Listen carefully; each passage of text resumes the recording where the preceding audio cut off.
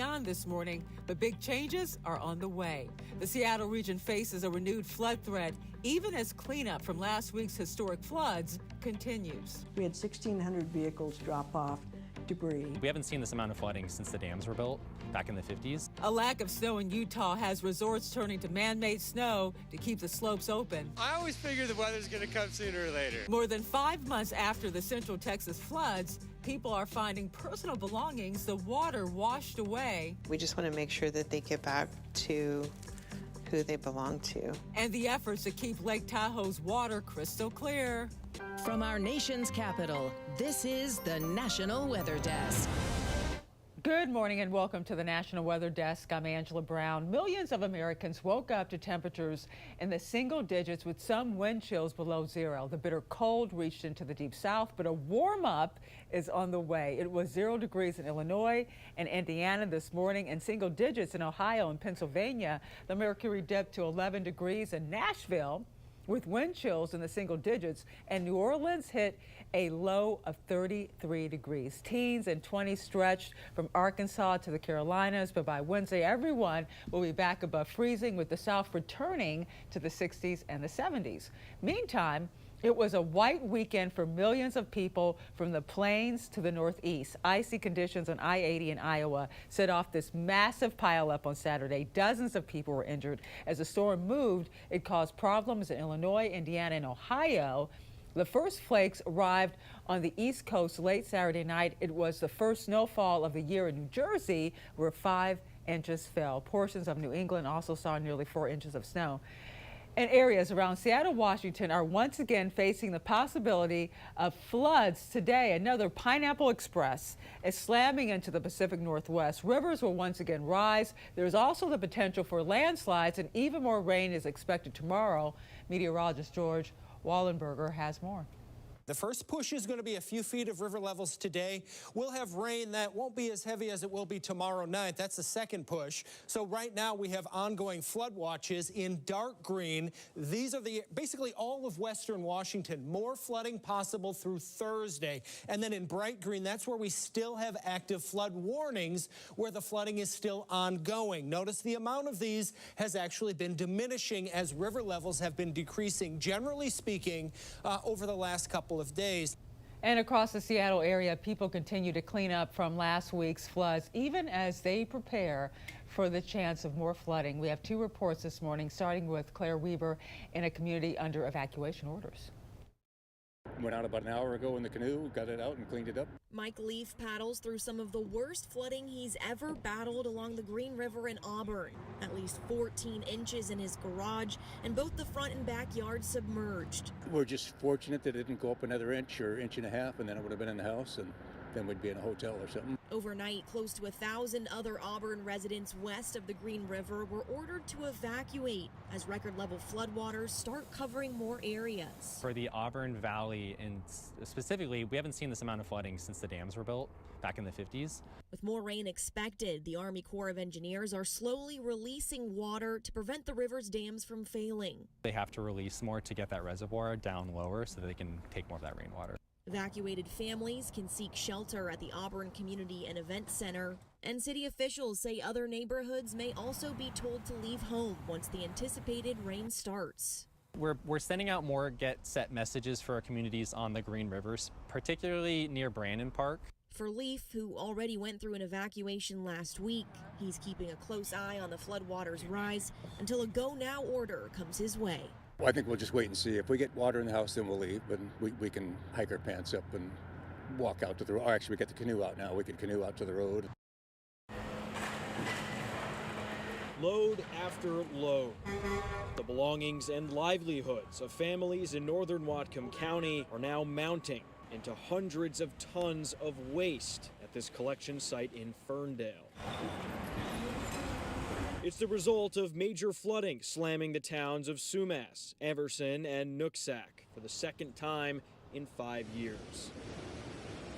One couple over in Demling even losing everything in one fell swoop. Over the weekend, these past 2 days, we had 1,600 vehicles drop off debris. The Whatcom County Sheriff's Office Division of Emergency Management organized the drop-off sites knowing that a quick cleanup is key ahead of more rainfall that's expected. Hopefully there won't be new flooding, but that means the debris that's been pulled out needs to be tended to pretty quickly. Meanwhile, the nonprofit Whatcom Long-Term Recovery Group has been on the ground in the hard-hit areas, doing what it can for residents. So we've received just over 500 requests for help. Led by Kyle Christensen, who was the mayor of Sumas during its 2021 flood, rallying upwards of 300 volunteers this weekend to get out into the community. Sometimes it's just that they need some lodging because they couldn't get to their house for a few days, or cleaning supplies, things like that. The organization collecting online forms to send to county and state officials,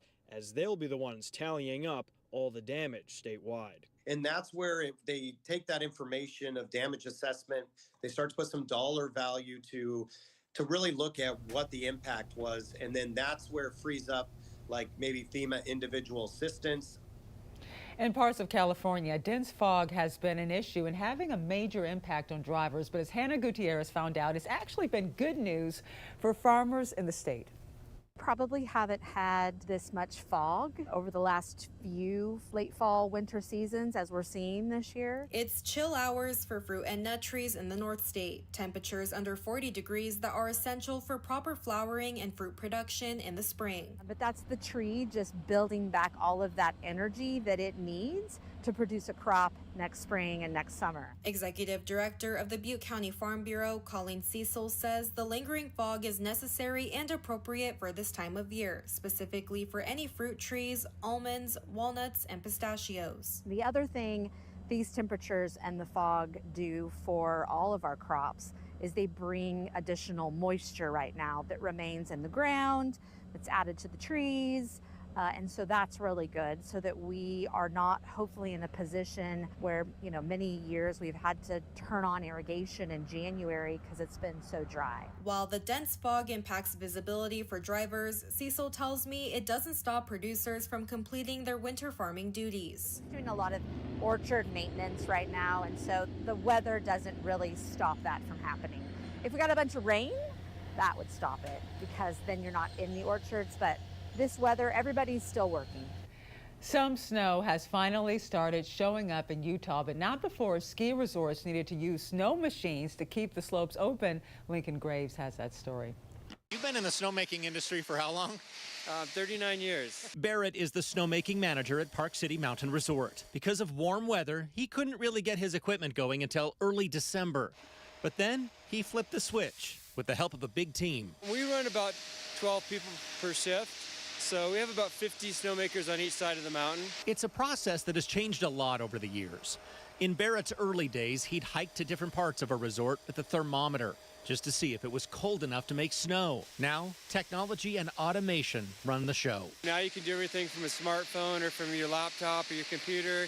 And the guns, most of the guns adjust the quality. So yeah, we have temperature sensors all over the mountain, so we know exactly what the temperatures are all over the mountain, so we know where we can make snow at any given time. Utah is, of course, known for the greatest snow on Earth.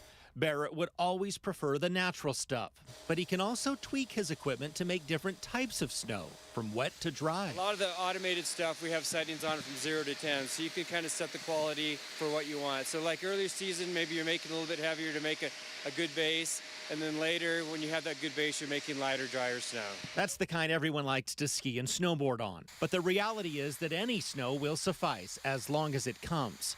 That's how snowmaking really complements Mother Nature. It can fill in the gaps in between or waiting for big storms. And for the latest weather news and video, be sure to check us out on social media. We also post all the latest from our team of meteorologists across the country. You can find us on all of your favorite social media platforms. Just search the National Weather Desk or scan the QR code on the bottom left corner of your screen. And coming up on the National Weather Desk, we'll look at how old ships are helping create new marine habitats off the Carolina coast. And we'll show you how corn is used to keep roads clear of snow.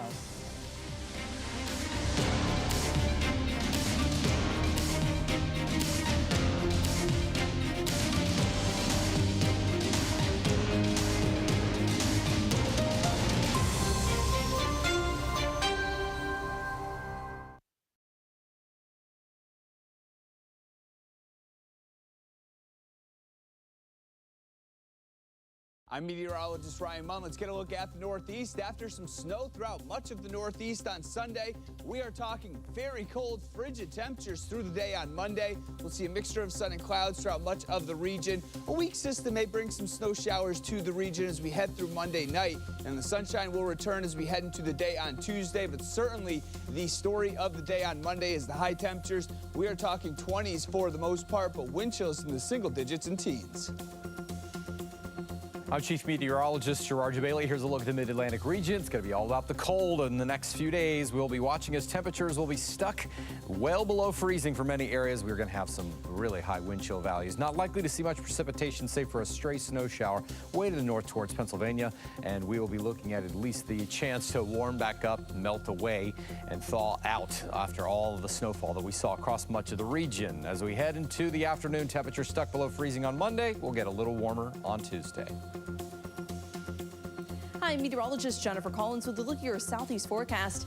A cold afternoon is in store for most of the southeast as we remain in the 30s and 40s across the Carolinas, even in the 50s there for the northern Gulf Coast. More mild conditions for most of central and south Florida, though, with temperatures in the mid-60s along central Florida and in the low 70s across South Florida, too. High pressure is in control here through the next 2 days. This leaves our weather pattern fairly quiet with a mostly sunny sky across the southeast through Tuesday and Wednesday.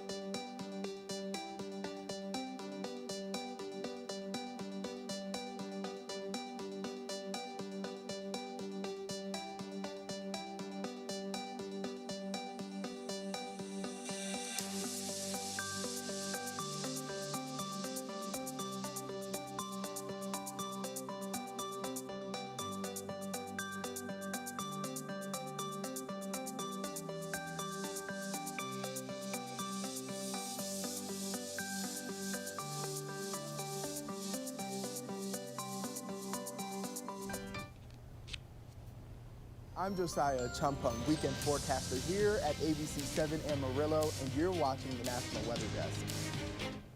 After the devastating July 4 floods in central Texas, many people watched their belongings disappear in the river. Since then, lots of items have been found and returned to their owners thanks to the efforts of one woman and a team of volunteers. Meteorologist Joe DiCarlo shows us some of the precious memories pulled from the muddy water. We started on Facebook the day after the floods, and it's because I found items that were strewn across the river, and I knew that they needed to be returned. Found on the Guadalupe River now has over 57,000 members and has reunited thousands of personal belongings with their owners. When they find something, it is likely covered in mud, and there is a lot of work that goes into restoring it. We rinse it out multiple times. We take it to the car wash because that's the force that got it dirty in the first place, that sort of force. And so we have to use the equal amount of force to remove the dirt. And then we take it to the laundromat, clean it multiple times. We take a picture, we put it on Facebook, and then somebody claims it and they come pick it up, or we ship it to them. Items such as shirts, shoes, hats, guitars, and so much more. We just want to make sure that they get back to who they belong to. Reunions that bring all sorts of emotions. Just feels like a huge win, like there was some kind of hope given to them. All of us want to wrap them in love and tenderness and, prayers, and so to be able to give them something that was important to their loved one is it's I don't know. It's bittersweet. I think during the holidays, it just reminds me of our blessings to hold our loved ones more tight and be grateful for every day that we have. Dondi says they are still recovering items and reunification will continue into 2026. In a past life, it was a former Navy torpedo recovery vessel. After its prime, the boat spent years stuck in the marshes of a South Carolina creek, but now it's getting new life and will serve as home to marine life off the coast of Charleston. Webb Wright reports. It really turned into a win-win situation, an environmental catastrophe into an artificial reef. It's another addition to Y-73, an artificial reef off the coast of Charleston. The engines are removed, all the petroleum products are taken out of it. Anything that is not metal is removed from the ship. The artificial reef's a necessity thanks to a lack of natural materials. It's a lot of sand. Anytime that you're able to take a suitable material such as concrete and steel structures and ships and tugboats and barges and things of that nature, that are very durable, you're essentially creating a community or a marine environment that is very beneficial. Materials that would end up as trash on the mainland. Off of our coast, we have quite a bit of Army APCs. We have New York subway cars. We have lots of recycled concrete material and a good portion of the old Cooper River Bridge concrete. And the benefits extend far beyond just the environmental impact. All of that really turns into crabs and shrimps, thousands of juvenile fish. From the recreational angler side of things, all of that develops into an environment that attracts popular species, snapper and grouper, wahoo and dolphin and things like that.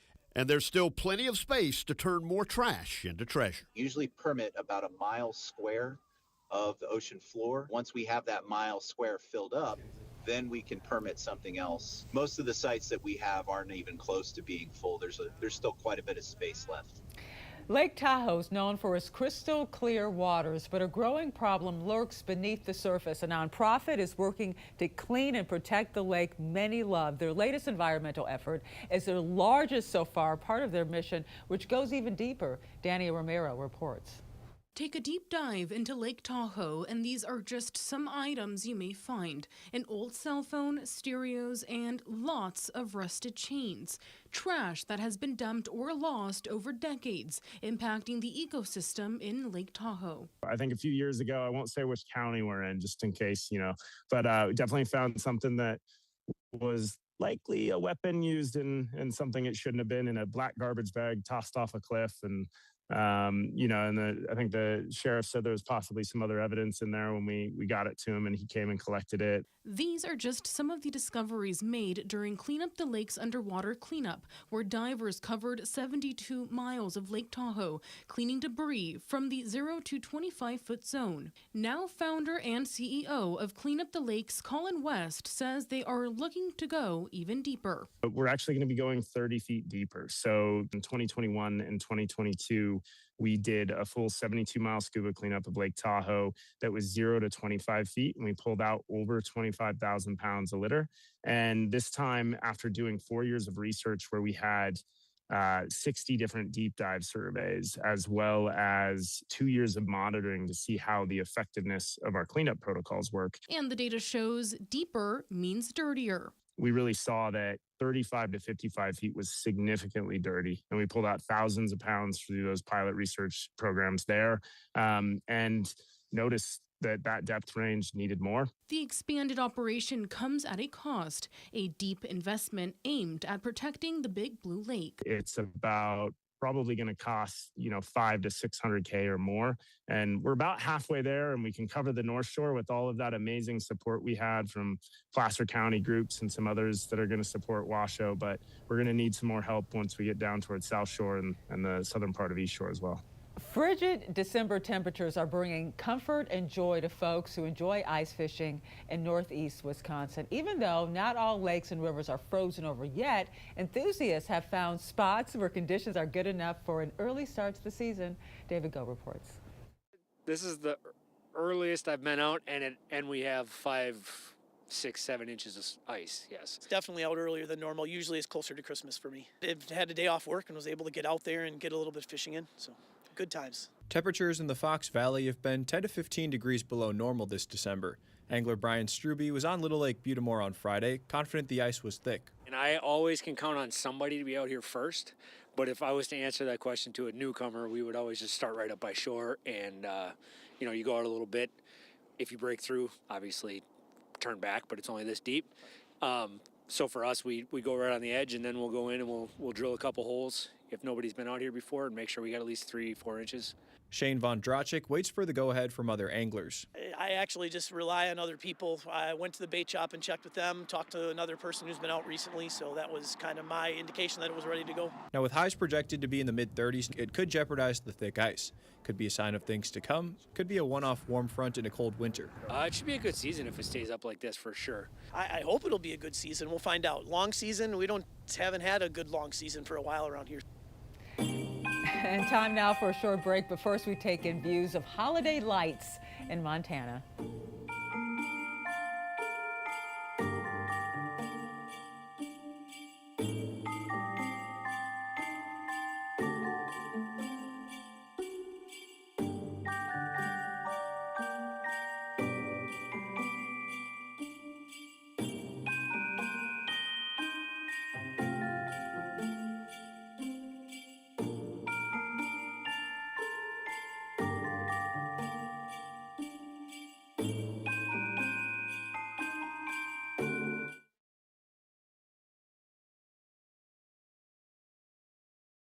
Good Monday morning, everyone. I'm meteorologist Andrew Buck-Michael. Temperatures warming up a little bit more across the Midwest today because, man, was it such a frigid Sunday. Still pretty cold across a lot of the Midwest today.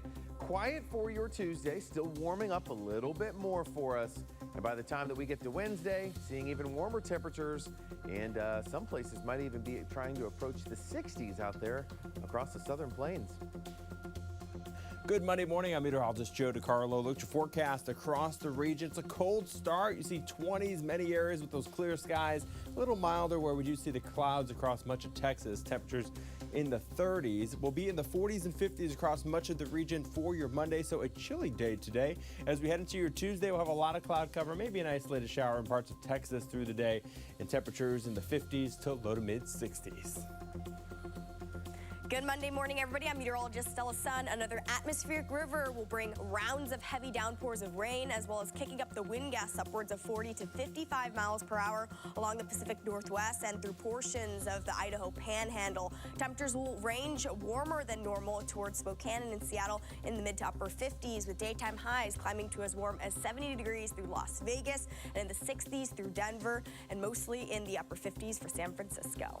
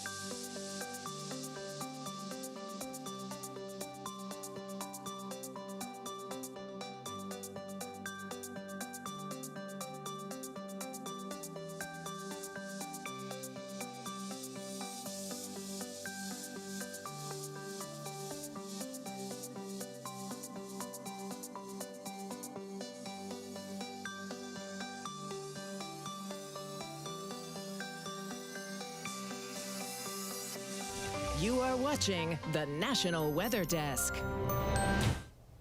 And did you know corn can be used to keep snow off roads? Meteorologist David Holtman explains. The Standing Corn Snow Fence program provides compensation for farmers leaving anywhere from 6 to 24 rows of corn in their field to act as a natural snow fence. For corn, the DOT provides $2 more per bushel than the average sale price of the crop on August 1st. Standing round hay bales also provide a barrier to prevent snow from entering the roadways.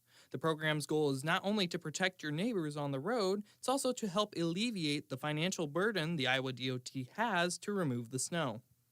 It costs the DOT almost 100 times more to mechanically remove snow than to pay for it to have a snow fence or standing corn. So this is really a huge service that these folks are doing to, again, not only their friends and neighbors from a safety standpoint, but they're really helping the Iowa DOT. While it may be too late to create the fence this season, the DOT is already looking for applicants next year.